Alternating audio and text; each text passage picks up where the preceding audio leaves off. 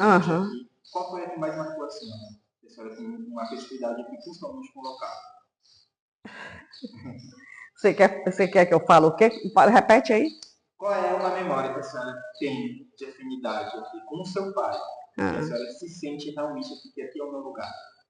Aqui, na pena. Porque na verdade, como eu te falei, o que eu recordo muito assim dele, né?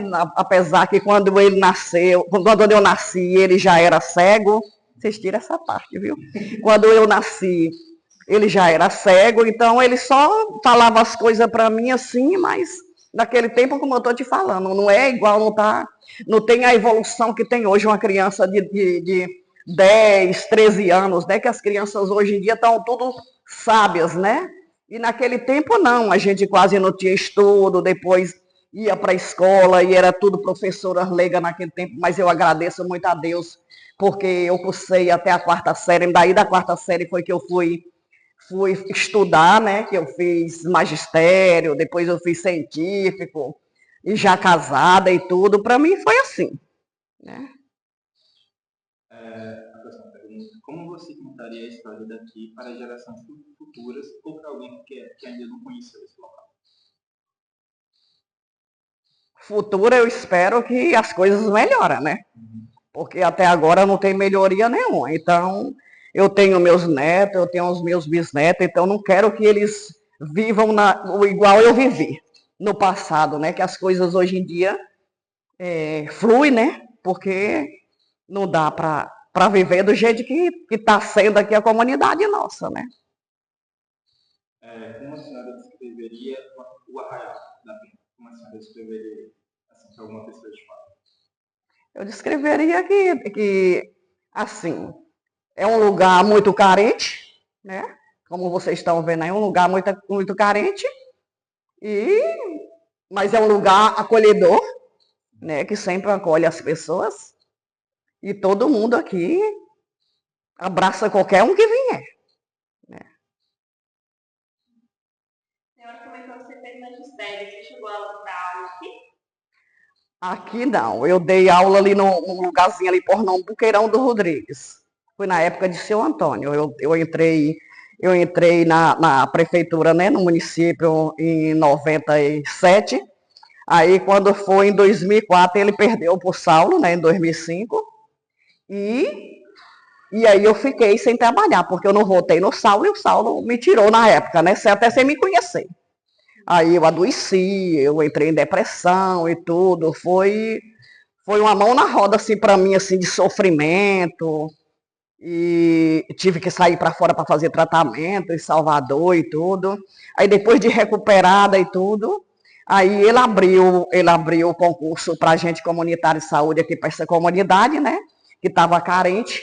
E eu fiz a prova e eu fechei a prova com 10. Passei em primeiro lugar e fui trabalhar de agente comunitário de saúde aqui também, mas você sabe que depois vocês cortam que aqui os lugares assim, tem pessoas que gostam da pessoa, tem outro que já não gosta, e não está bom o serviço, eu não quero que você faz visita na minha casa.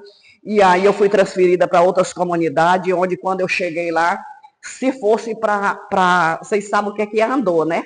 Andor de carregar o santo, não comparando assim o ser humano com o santo, mas se fosse para colocar em um andor e sair comigo nessas duas comunidades, que eu fui muito bem recebida.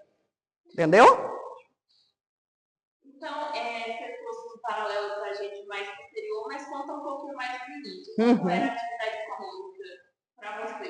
Como ganhava dinheiro, como se sustentava? Você comentou também sobre as trocas de comida, mas conta em paralelo, como para você foi desde quando você começou a vender doce até agora, assim, né? O doce foi de certo tempo. Agora, o que eu mais vendi, acompanhei minha mãe, que Deus também já levou, foi como é que diz, a da verdura, como é que dá o nome, meu pai, que me passou agora, que plantava cheiro verde, essas coisas, tomate, pimentão, ia vender na feira. Eu comecei aí, nessa vendagem, assim, que minha mãe começou vendendo as coisas para a gente sobreviver, para me vestir, para me calçar, eu não vou mentir, Eu vou fazer 70 anos, mas sou muito vaidosa, entendeu? Então, aqui no Buracão tinha esses festejos. Então, eu tinha que ter 4 vestidos para vestir cada festejo um vestido. Nem que fosse daquele tecido, vocês são novos, você não sabe não. Mas ela deve lembrar, chita, pronto. De chita, que pegava assim, ó. Via o céu e a lua e o palhaço no meio da rua. Mas era feita através de pessoas profissionais que sabiam fazer as costuras, né, lá em Barreiras. A Dinalva, que Deus também já levou ela, que fazia meus vestidos. Então eu comecei da verdura, né? Plantando na meia. Vocês sabem o que é meia? Por exemplo, tá aqui 2 canteiros aqui, ó. Esse canteiro é meu. E esse outro canteiro aqui é da dona do terreno, entendeu? Mas eu. Aí minha mãe era tão direita que minha mãe pegava e levava da pessoa, da dona do terreno. E aí, se sobrasse um pacote de cheiro verde, ela deixava lá de tão honesta, de tão direita, para mostrar para a dona que não vendeu tudo. Você está entendendo?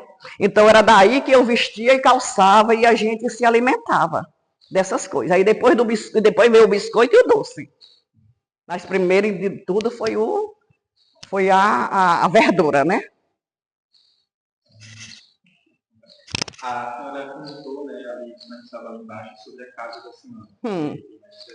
Você pode falar sobre ela? Sobre minha casa? Vocês podem até ver ela lá. Vocês podem até ver ela. A minha casa é uma casa dessa idade. Só tem 2 casas aqui na comunidade que essa faixa de etária, de idade é a minha e a outra de um sobrinho meu aqui, que ele mora na cidade, mas vem para aqui todos os dias, para a casa dele aí. E aí eu posso mostrar a casa lá para vocês. Minha casa é feita toda no adobo, aquele adobão antigo, sem esquadra, né? Era de todo jeito que eles faziam o adobo. E as paredes de enchimento, como eu falei para ela ali, que era toda na varinha e o barro, né? E o barro. Aí quando foi pra gente, quando a gente comprou ela, eu disse assim, não quero essas portas de madeira, não, porque as portas eram muito tortas, sabe? E a gente vai evoluindo, quer uma coisa melhor, né? E aí compramos as portas de ferro, quando foi para cortar, aí tava lá. Aqui era a varinha, só tava a pelezinha parecendo pele de cobra. E o rei que eles amarravam na época, o rei de boi, parecia que tinha sido amarrado ontem. De tão novo que estava o rei lá dentro das paredes. Bem seguro. A senhora tinha uma mulher, tipo, a senhora comprou essa casa de quem? Nós compramos? Moço, foi como ela perguntou ali, passou por tanto dom nessa casa e veio parar na mão da gente, porque depois foi para minha sogra, e de minha sogra foi para Barreiras, e aí minha sogra vendeu para nós, como eu falei, né, por R$30, né, que só na safra do pé de manga a casa ficou de graça, né. Tem mais alguma pergunta? A questão da palavra, assim, se a senhora pudesse descrever todo o carinho que a senhora tem pela localidade, se a senhora pudesse escolher uma palavra para descrever o sentimento que a senhora tem com a Arraial da Penha, uma palavra para descrever esse lugar. Foi como eu falei, a palavra que eu descrevo é de não olharem para o nosso lugar, sendo que aqui começou Barreiras. Isso aí é que eu descrevo, e qualquer um que vier aqui eu digo a mesma coisa, porque a gente está chateado. Pelo seu ver, o que causou o Arraial não ser conhecido como esse lugar de surgimento? Por que você acha que ele não é conhecido como origem de Barreiras? Mulher, isso aí eu nem sei te dizer, né? Isso aí eu nem sei te dizer, isso aí. Porque, assim, você quer que eu falo sobre o quê? Mesmo, na verdade. Fala no seu ponto de vista. O porquê o Arraial da Penha No ponto de início. Porque eu acho assim, porque as pessoas, não sei o que foi que aconteceu, que ninguém olha para cá, né? Ninguém faz nada por aqui como se fosse esquecido, né? Eu tenho ele aqui como esquecido pela cidade. Não, nem entre aspas, né?